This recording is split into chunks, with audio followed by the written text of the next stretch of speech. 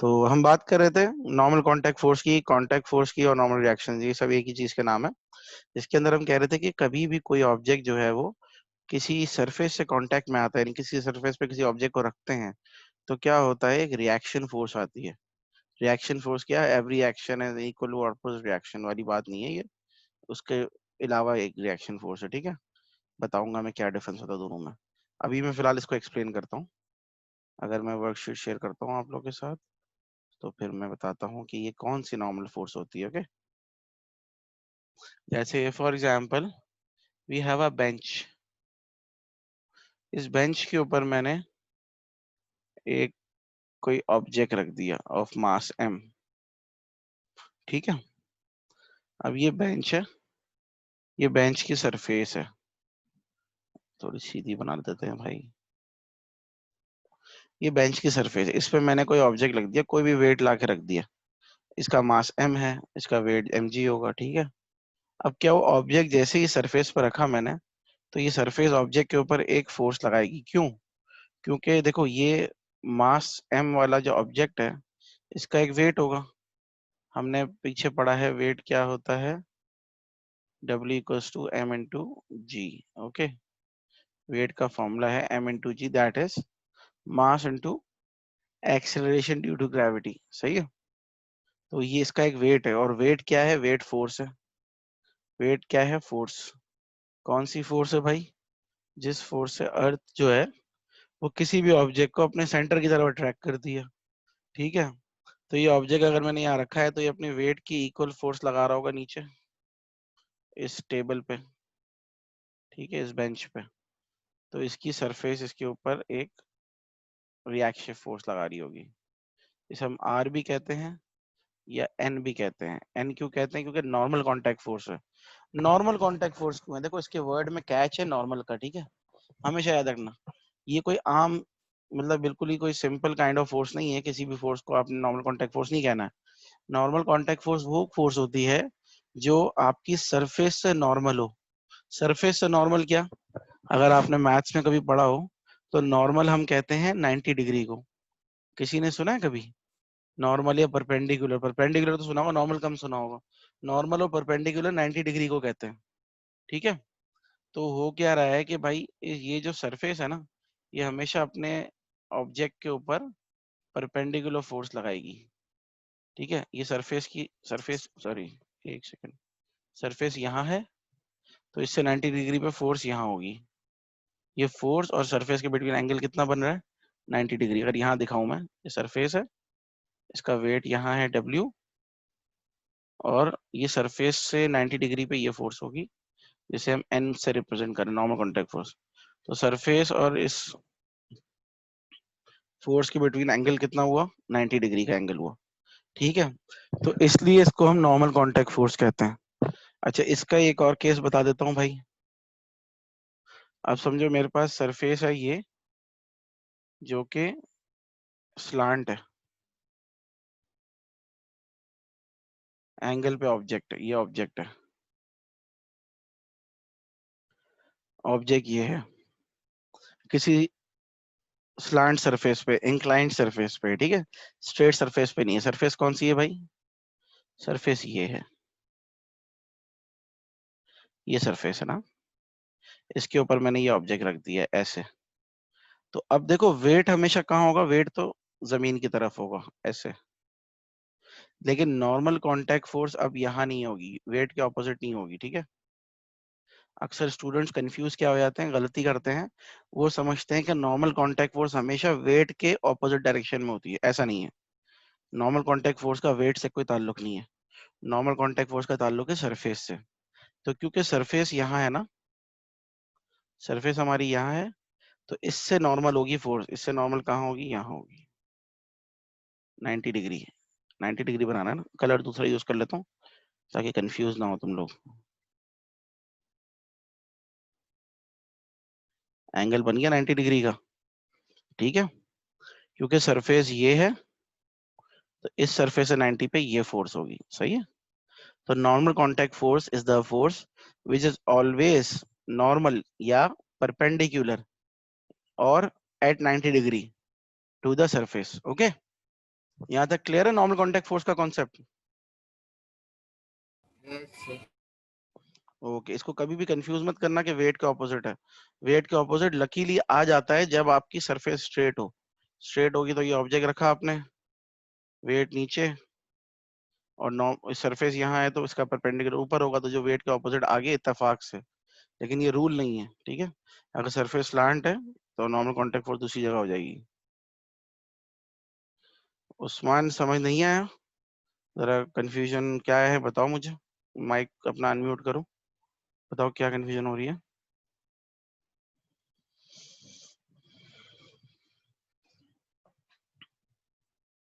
उस्मान,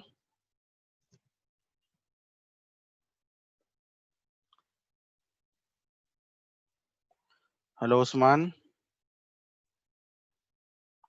तुम्हारा माइक तो अनम्यूट हो गया, आवाज नहीं आ रही मुझे तुम्हारी।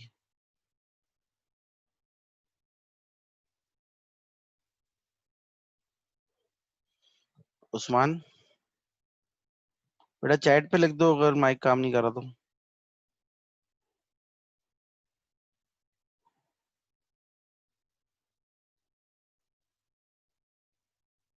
नेटवर्क प्रॉब्लम है तो अभी भी रिपीट करूं मैं ये कॉन्सेप्ट, या क्लियर हो गया है तुम्हें?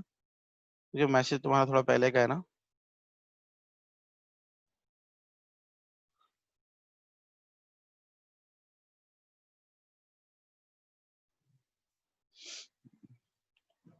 रिपीट कर दूं? ओके, रिपीट कर देते हैं भाई। देखो उस्मान, मैं कह रहा था कि भाई हमारे पास एक फोर्स है नॉर्मल कांटेक्ट फोर्स। तो नॉर्मल कांटेक्ट फोर्स क्या है बेसिकली? वो फोर्स है जो किसी भी ऑब्जेक्ट पे तब लगती है जो ऑब्जेक्ट किसी सरफेस से कांटेक्ट में आए, ठीक है। तो यहाँ पर मेरी स्क्रीन पे एक ऑब्जेक्ट है, ये वाला, ये एक ब्लॉक है, ये टेबल के ऊपर रखा हुआ है, सही है। तो टेबल की सरफेस ये है जहाँ पे मेरा कर्सर मूव कर रहा है, ये लाइन, ये ब्लॉक मैंने इसके ऊपर ऐसे रख दिया, सही है। तो ये सरफेस से कांटेक्ट में आ गया। अब ये सरफेस जो है ना हमेशा इस ब्लॉक पे एक फोर्स लगाएगी, ठीक है। कहाँ लगाएगी? 90 डिग्री पे। इस सरफेस से 90 डिग्री क्या बन रहा है? ये बन रहा है ना, ये सरफेस यहाँ है। तो अगर यहाँ मैं प्रोटेक्टर या डी रखता हूँ तो 90 डिग्री ऊपर की तरफ बनता है ना। हमने एंगल मेजर करना सीखा होगा मैथ्स में, कि अगर मैं यहाँ पर ड्रॉ कर देता हूँ एक डी प्रोटेक्टर, ऐसे प्रोटेक्टर रखते हैं हम। प्रोटेक्टर में यहाँ पर 0 डिग्री होता है, यहाँ पे ऊपर की तरफ 90 डिग्री होता है।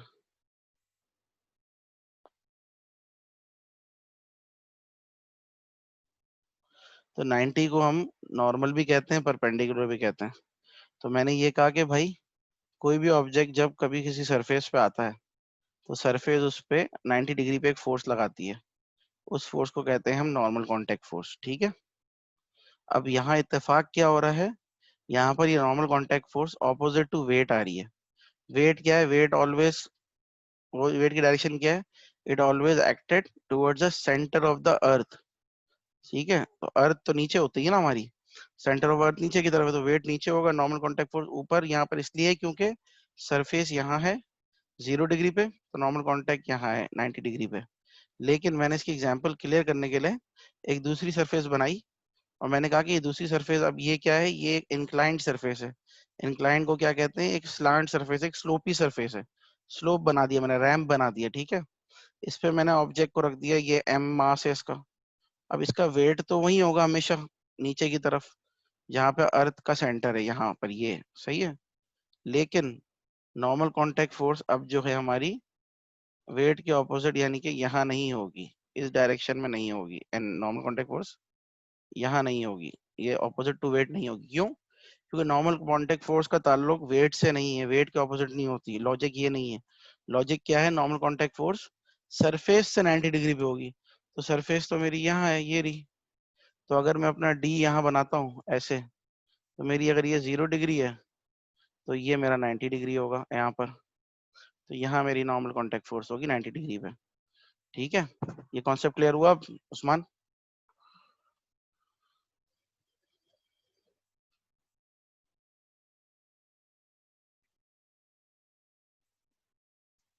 हाँ भाई, क्लियर हुआ कॉन्सेप्ट? Okay, good. और यार मैं बाहर कह रहा हूँ भाई, प्राइवेटली मैसेज नहीं करो बेटा, मैसेज टू एवरीवन करो, ठीक है, ताकि सबको आपका क्वेश्चन भी नजर आए और आंसर भी नजर आए। Okay, take care, no problem. अभी आगे चलते हैं हम। Then we have electric force. Electric force क्या होती है भाई? इलेक्ट्रिक फोर्स वो होती है जो इलेक्ट्रिक चार्जेस लगाते हैं एक दूसरे पे। इलेक्ट्रिक चार्जेस कहाँ एक दूसरे पे फोर्स लगाते हैं? कंडक्टर के अंदर। करंट कहाँ से गुजरता है? करंट गुजरता है कंडक्टर के अंदर से। सिंपल अल्फाज में, आसान भाषा में अगर मैं बोलूं तो हमारे पास करंट गुजरता कब है? जब हमारे तार में से इलेक्ट्रॉन्स या चार्जेस फ्लो करते हैं, ठीक है।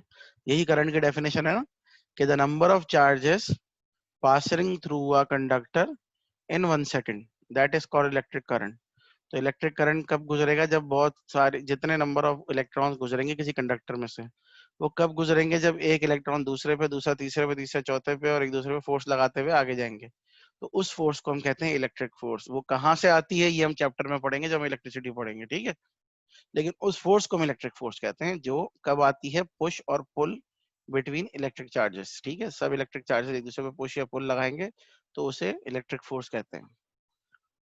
फिर आता है मैग्नेटिक फोर्स। मैग्नेटिक फोर्स तो सबको पता भी होगा, क्योंकि मैग्नेट सबने यूज किया होगा बचपन में कभी ना कभी। मैग्नेटिक फोर्स क्या होती है? द पुल ऑफ मैग्नेट या पुश ऑफ मैग्नेट। एक मैग्नेट को दूसरे मैग्नेट के करीब लाओ तो पुश या पुल होता है। डिपेंड्स अपॉन कि कौन सा पोल, नॉर्थ पोल और साउथ पोल होते हैं ना मैग्नेट में, कौन सा पोल वहां पर है, ठीक है। तो उसे हम कहते हैं magnetic force, that is a push और pull between magnets. Okay, is it clear? सारी फोर्सेस की डेफिनेशन क्लियर है? एप्लीकेशंस भी बता दी सबकी? कोई सवाल तो नहीं है यहाँ तक? नो। ओके, अब हम बात करते हैं इफेक्ट्स ऑफ फ्रिक्शन की। फ्रिक्शन के इफेक्ट्स क्या क्या होते हैं? मैंने थोड़ा सा कॉन्सेप्ट उन लोगों को एक्सप्लेन किया है, उसको यहाँ पर मजीद हम लोग डिटेल में देखते हैं। इसके पॉजिटिव इफेक्ट्स भी होते हैं फ्रिक्शन के, नेगेटिव इफेक्ट्स भी होते हैं। डेली लाइफ में आपने बहुत देखे होंगे, ऑब्जर्व शायद ना किया हो, लेकिन आप उससे गुजरे जरूर होंगे। So here we see that friction is a contact force that slows down moving objects, ठीक है, ये बात हमें पता है।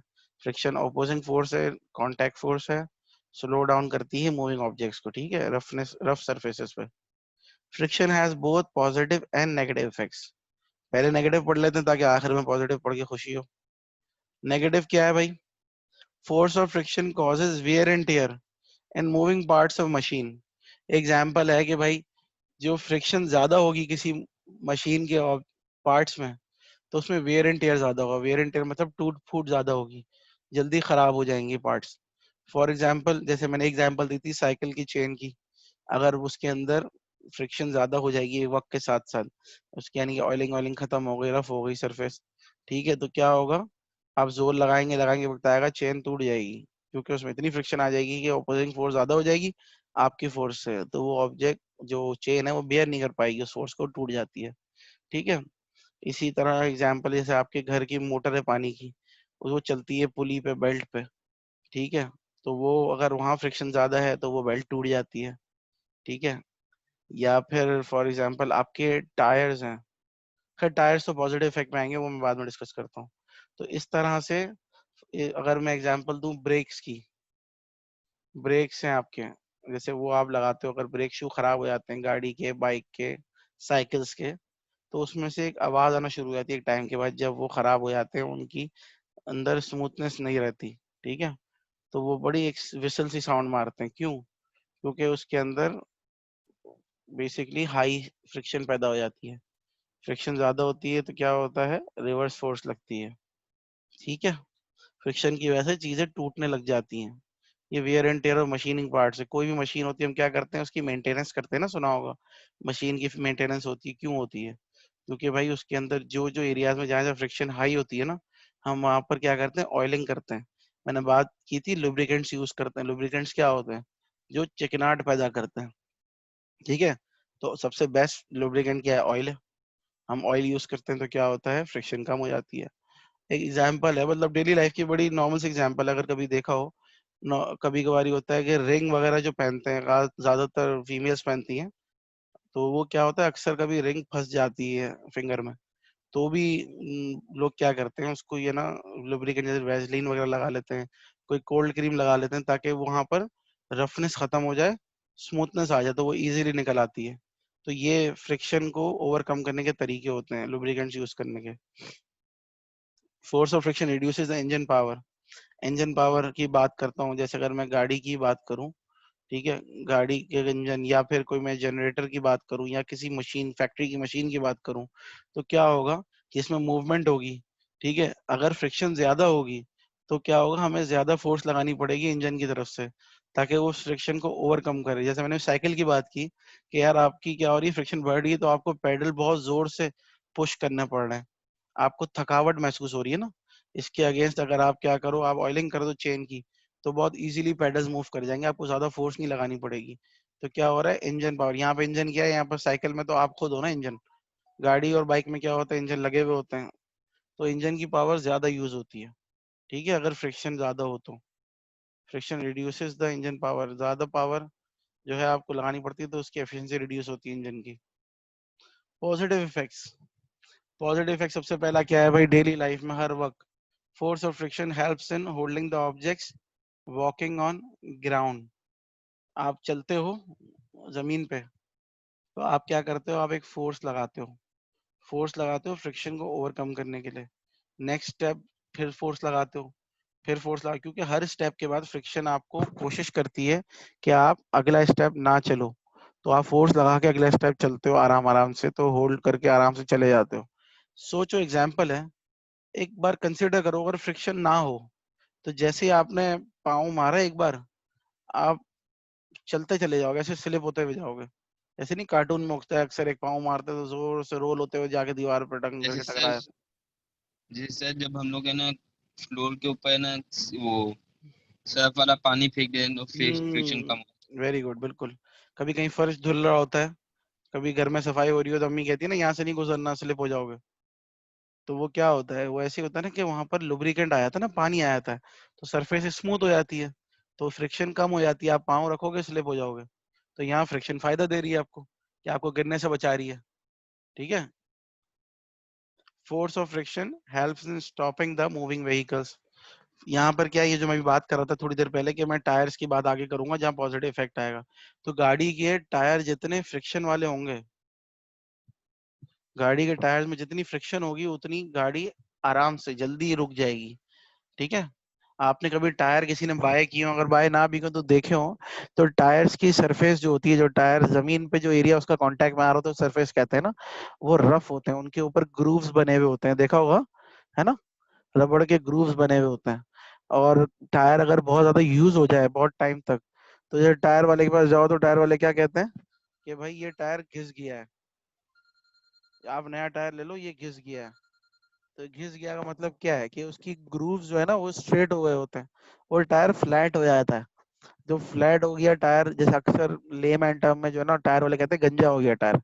हंसने की बात है वैसे, लेकिन बात ये है कि उसका मतलब क्या होता है, वो एग्जाम्पल रिलेट करते हैं, जैसे कोई बंदा अगर गंजा हो जाए तो उसके बिल्कुल स्मूथ सरफेस रहती है ना सर पे, वो इस तरह से मिसाल देते हैं कि टायर के ग्रूव्स खत्म हो गए हैं, आपके टायर बिल्कुल फ्लैट हो गया है।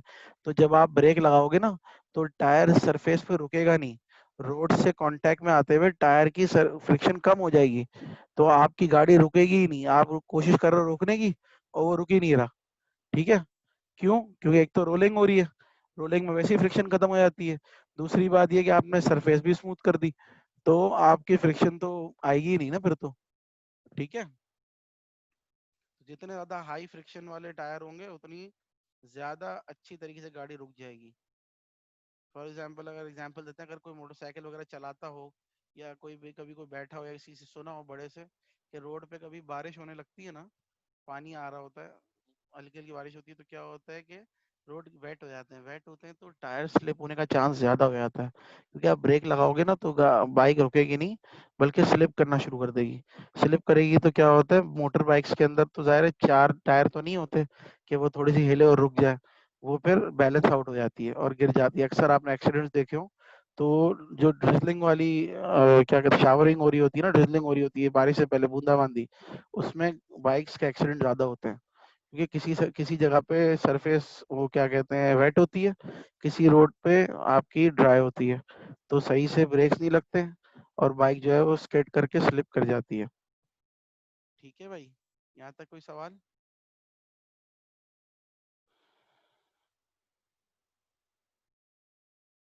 Any question?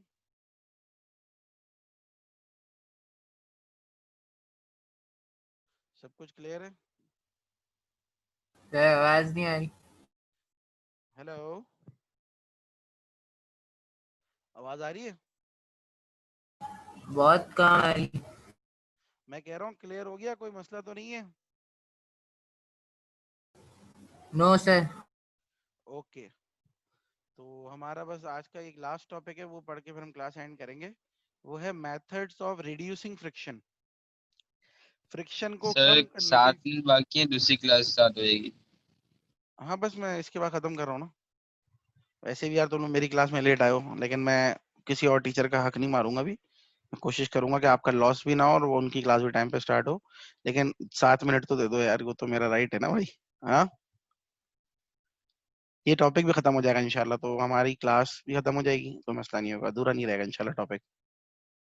Methods of reducing friction, सबसे पहला है using highly polish surface for moving parts. Polish surface का मतलब क्या होता है? मतलब ये नहीं कि पॉलिश कर दूं।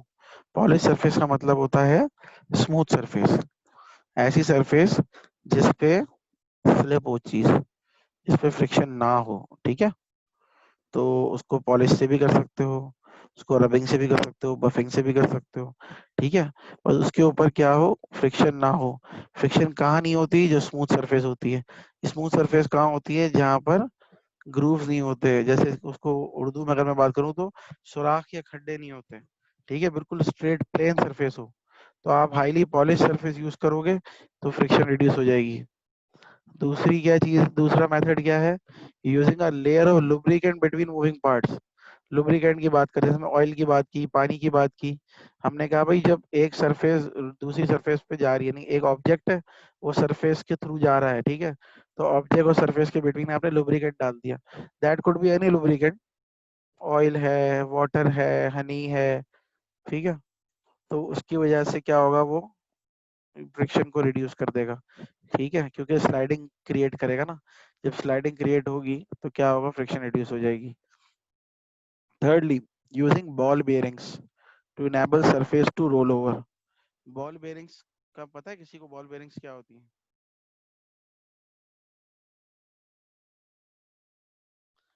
बॉल बेयरिंग्स का आइडिया किसी को? व्हील्स के अंदर जो छोटे छोटे व्हील्स नहीं होते, ट्रॉलीज होती हैं, जैसे घर के अंदर टीवी की पढ़ा ट्रॉली। तो भूल गए।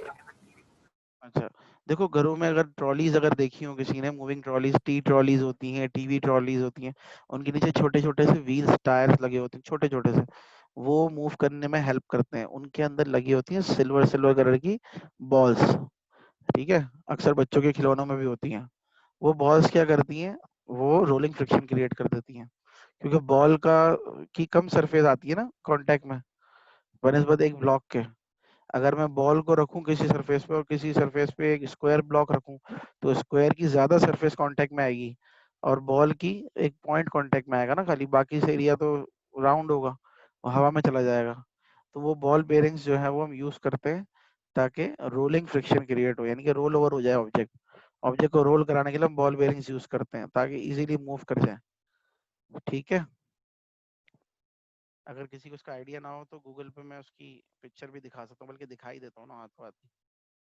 वैसे बॉल बेयरिंग्स तो यार बहुत देखी होगी तुम लोगों ने, अगर कभी गौर से अपने खिलौनों का ऑपरेशन किया हो बचपन में, तोड़ ओड़ के, तो काफी मूविंग टॉयज के अंदर बॉल बेयरिंग्स नजर आ जाती है। या घर की ट्रॉली वगैरह कभी खराब हुई हो। चलो मैं शेयर कर रहा हूँ इमेज, यहाँ से देख लो।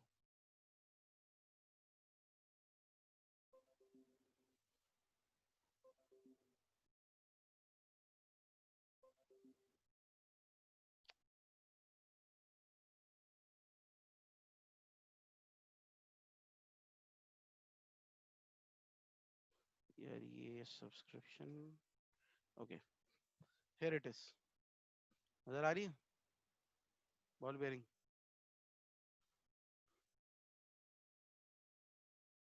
Hello, hello. जी सर, जी सर नजर आ रही है। देखो ये रही। अब ये देखो, सर ये ये व्हील साइकिल के होती है। अंदर भी होती है। जी बिल्कुल, इसके अंदर छोटी छोटी सी बॉल्स साइकिल लगा के। दोगे। एग्जैक्टली, तो छोटी छोटी बॉल्स दिखाई है आपने, तो क्या हुआ, ये बॉल्स जो है वो रोलिंग फ्रिक्शन क्रिएट करेंगे और आपकी फ्रिक्शन रिड्यूस करेंगे, ठीक है? देन लास्ट क्या है, making the aerodynamic shape of moving objects. Aerodynamic shapes का मतलब है कि जैसे एरोप्लेन्स वगैरह होते हैं ना, उनके जो विंग्स होते हैं उनको इस तरह से कटिंग करके बनाया जाता है कि वो एयर को ओपोज करें। एयर का प्रेशर जो है ना, एयर रेजिस्टेंस, वो भी एक तरह की रेजिस्टेंस है ना, या फ्रिक्शन है, वो उनको रोकने की कोशिश करेगी। तो वो उनका शेप ऐसे कटिंग में बनाया जाता है ताकि वो उसको ओपोज करते हुए मूव करते हुए जाएं। तो उसको कहते हैं एरोडायनेमिक शेप, कि एयर में डायनेमिक्स क्रिएट करे। ठीक है, खैर ये तो सिर्फ एग्जांपल के लिए, आपके लिए इतनी ज्यादा इंपॉर्टेंट नहीं है। फिर नेक्स्ट जो हम पढ़ेंगे नेक्स्ट क्लास में, effects of friction on the motion of a vehicle. ठीक है, यहाँ तक हम अपनी क्लास को आज एंड करते हैं। कोई क्वेश्चन है तो बता दीजिए।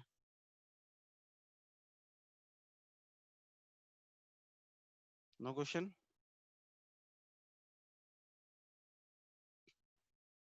ओके, चलें, टेक केयर, हाफिज।